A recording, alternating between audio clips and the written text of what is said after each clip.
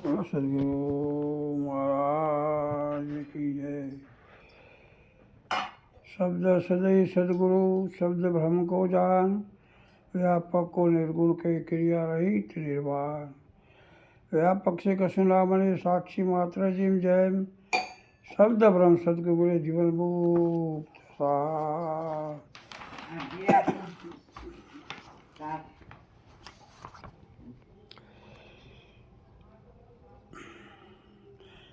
कोटि नाम संसार से तासे मुक्ति न होय, आदि नाम गुप्त है जाने विरला कोई। भक्ति करे पाताल मो, तेज पड़े आकाश, धाबी डूबी ना रहे ओलिकाश तोरी की वास। जात हमारी आत्मा परमेश्वर परिवार, सगा हमारा संत है सिर पर सर्जनहार। चार मिले 64 किले, 20 रहे कर जोड़, हरिजन से हरिजन मिले खिले 7 करोड़। बोलो सदगुरु महाराज की जय, आज के आनंद की जय। આજે આપણે લીજ પારખ વિશે સત્સંગ કરીશું. એનું હેડિંગ છે લીજ પારખ. આપનું જ્ઞાન શબ્દ પર છે, અનુભવ અને અનુભૂતિ બંને અલગ છે. જેમ કે ગોળ ગાતો એ અનુભવ થયો, તે દેહનો ભાવ છે, પણ ગોળ કેવો છે તે કહી શકાતું નથી, એ સ્વયંનો અનુભવ છે. અનુભૂતિ તેમ નિજની ઓળખ કરો. નિજની ઓળખ જેમ છે તેમ શબ્દ વડે ના થાય. જેમ કે સુખડી બનાવી હોય તો સુખડી બનાવવાવાળા જોડે રહી તેનું બરાબર ધ્યાન રાખી તેની રીત બરાબર જાણવી પડે, અને તેનો પાયો કઈ રીતે આવે છે તેનો સમયનું ધ્યાન વગેરે બરાબર સમજી ને તમે પછી બનાવો તો તે બરાબર બને છે. એમ નિજ નામનો જ્યાં સુધી સ્વયં પોતાનો વિશ્વાસ કે શ્રદ્ધા હોય તો સદગુરુ શું કરે છે? કશું છોડવાનું નથી, બાવા બનવાનું નથી, ટીલા ટપકા કે માળા પણ ફેરવવાની નથી, કરવાની પણ નથી. વિકાસમાં ભક્તિ અને સ્મરણ કરવાનું છે. એ જ તમારી શરૂઆત છે. સદગુરુનું શરણ લીધા પછી તમે છો, પણ તેના માટે વિચારધારામાં રહેવું પડશે. વાત મુખથી બધી જ થાય, પણ અનુભવ કરવા સ્વયં સદગુરુના વચનમાં રહી અને વચન મુજબ વેણી રાખી જીવન બનાવવું પડશે. ગીતામાં શ્રી કૃષ્ણ કહે છે કે હું અણુમાં છું, તો પરમાત્મા સિવાય કોઈ નથી નક્કી છે, પણ ભેદ થયો છે. જો તે સર્વમાં છે તો મારામાં હોય જ ને. દેહનો ભાવ જ્યાં સુધી છૂટા નથી ત્યાં સુધી મન વાણી પહોંચતા નથી, પણ અનુભવ થયા પછી મનનું અમાન થાય છે. એટલે તેના ભાવથી સમજવાનું છે. ખોટું લેવાય નહીં, ખોટું દેવાય નહીં, ખોટામાં ઊભું રહેવાય નહીં. આ પરિચય માટે નિત્ય અભ્યાસ કરો. સંતોનો સત્સંગ શ્રવણ મનન કરી નક્કી ના થાય ત્યાં સુધી ભેદ છે. કોઈ ના આવ્યું હોય ભજનમાં અભાવ ના થવો જોઈએ. શેરડીમાંથી સાર ગાડી સાકર પાડ્યું નામ, પણ તમે શેરડીના સાંઠો લઈ ફર્યા કરો, પણ તેને પીલીને ગ્લાસમાં લઈ પી જાઓ તો આનંદ આવે, તેના ગુણ ગવાય, પણ લઈને ફર્યા કરવું એ બોજો છે. તેમ આપને સમજ્યા પછી નક્કી ના થાય તો તે પણ બોજો છે. માટે સમજીને અમલમાં મૂકવાનું છે. સદગુરુ ચરણમાં વચન લીધા પછી વચન મુજબ રહેવું જોઈએ. એટલે સદગુરુ પર શ્રદ્ધા અને પૂર્ણ વિશ્વાસ હોવો જોઈએ. સંતો કહે છે જ્યાં ભજન થયું હોય ત્યાં ભજન થયા વગર રહેતું નથી. આ ગીતાનું પ્રમાણ છે. જે ભૂમિ પર સત્સંગ ભજન જેવા પ્રોગ્રામ થતા હોય તે ભૂમિ પવિત્ર છે, અને ત્યાં તેવા જ પુરુષો રહેતા હોય છે. આ મૂલ્ય વિશાળ આપણને મળ્યો છે, તે ફરી મળશે કે નહીં, એના માટે આપણે શું કરવું? એટલે ભજન કરવા, ગાગા કરવાથી વેળ નહીં પડે, સમજવું પડશે. સંત મહાપુરુષો સંગ કરવો પડશે. શબ્દની વાત એવી છે કે સદગુરુનું શરણ એવું, પણ જ્યાં સુધી શબ્દનો સાર ના સમજાય તો વાત સમજમાં આવતી નથી. આ શબ્દનું જંગલ છે. હવે તમને કયો શબ્દ એવો છે કે તમને તેનાથી મુક્તિ પદ સમજાય? માટે કબીર સાહેબ કહે છે કે શબ્દ આર હે, શબ્દ પાર હે, શબ્દ કી ઢગ ડેરિયા. શબ્દમાં જે કોઈ શબ્દ નિકાલે એવો સદગુરુ હબેરિયા. આ માટે સંત મહાપુરુષના વચન પર લક્ષ્ય આપો. આ વચનનો મહિમા છે. નિત્ય ભજનમાં હાજરી આપો અને પૂર્ણ ભાવથી સત્સંગ શ્રવણ કરો અને એકાગ્ર મનથી સાંભળો.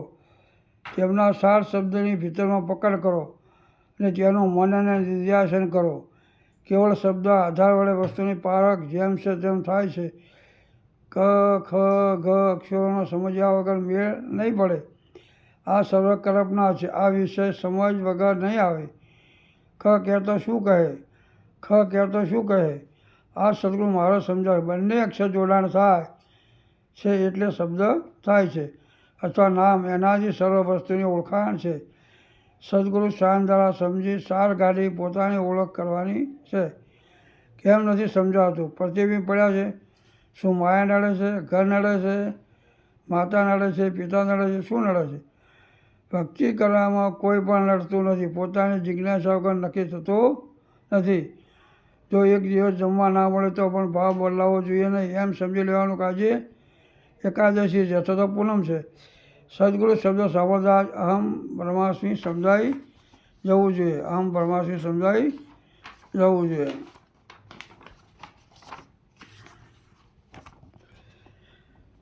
જ્યાં સુધી સદગુરુ વચનમાં નિષ્ઠા નહીં આવે તો આ વાત સિદ્ધ નહીં થાય. માટે સંતોનો સંગ કરવો પડશે. તેમના વચન મુજબ ચાલવું પડશે. મનને ખાલી કરવાનું છે. જો તે જગતના વિચારોથી ભરેલું છે તો એક પછી એક નવા વિચારોમાં તલ્લીન રહેશે. તમે કંઈ કરતા નથી. અંતરક બધું થઈ રહ્યું છે. તમે ઠસોઠસ ભરેલા છો. ભજન એ પણ નામ છે. ભ્રાંતિ એવું પણ નામ છે. પણ સમજી નક્કી કરવું પડશે. ગીતામાં શ્રી કૃષ્ણ કહે છે જગત રૂપે પણ હું છું. તો તમે ક્યાં જશો? ક્યાં પકડવાનું અને ક્યાં પકડવાનું કે છોડવાનું નથી. માત્ર સમજી સદગુરુ કૃપાથી રહેવાનું છે. પરમ સત્ય અને જગત મિથ્યા. મિથ્યા ના સમજાય તો વાક્ય ખોટું પડે. આ વાત સમજાયા પછી વ્યવહાર કરવો પડતો નથી પણ થઈ રહ્યો છે. મિથ્યા એટલે સાચું નથી ને ખોટું પણ નથી. જેમ સપનું આવ્યું તેમાં બીજો દેહ ઊભો થયો. તમે અમેરિકામાં છો અને સપનું નિંદ્રામાં આવે. તમે જ્યારે જાગ્યા પછી ખબર પડે કે ખોટું છે. આ બંને અવસ્થાઓ જાણવાવાળો બીજો કોણ છે? પોતે જ છે. ભક્તિ ખોળાની ધાર જેવી છે. જેવા તેવાનું કામ નથી. જેમ ભક્ત અને ભગવાન જુદા નથી તેમ કૃષ્ણ અને ગોપીઓનો ભાવ ભલે જગત દ્રષ્ટિએ દેશકાળ જુદો હતો પણ તેઓનો ભાવ શ્રી કૃષ્ણમાં પૂર્ણ હતો. તેઓ ઉદ્ધવજીને સુદામા મુદ્દામાં ગયા ત્યારે નક્કી થયું કે ભક્તિથી ભગવાન જરા પણ જુદા નથી. ભાગ્ય બળો જે ઘેર સંત પધાર્યા કર સુમરણ સાગર તરવા. એ પોતાનામાં દાસત્વ આવવું જોઈએ. હું કંઈ પણ નથી. જે છું તે પણ જેમ છે તેમ યોગ્ય છું. એટલે તમારા મનમાં સૂક્ષ્મથી સૂક્ષ્મ વિચાર સદગુરુ વચન થાકી લાવી નિજ સ્વરૂપમાં સ્થિર થવા. અહમને મારાપણાનો દેહાધ્યાસ કાઢવા. પૂર્ણ સત્સંગ, પૂર્ણ મુમુક્ષતા, હું કંઈ નથી એમ દાસ ભાવ લાવી સદગુરુની કૃપા પાત્ર બની આ મળેલ અવસરે આ જ નિજ નામ નક્કી કરી આવાગમનો પંચ કાપી નિજ નામમાં શ્રુતા એ શબ્દમાં લીન કરી આનંદ કરો. જેમ બોલનારને દેખાતો નથી પણ ઘાટ દેખાય છે. જેમ ગાય દેખાય છે પણ તેમાં રહેલું દૂધ દેખાતું નથી. દૂધ દેખાય છે પણ તેમાં રહેલું ઘી દેખાતું નથી. તો તેના માટે સદગુરુ વચનરૂપી મેળવણ મેળવી તેનું મંથન કરવાનું છે. જે તત્વ આવે તેને તારવી તેનું સાર તત્વ ગ્રહણ કરવાનું છે. તો આ જ અવસરે નિસ્વરૂપ ઓળખાય છે.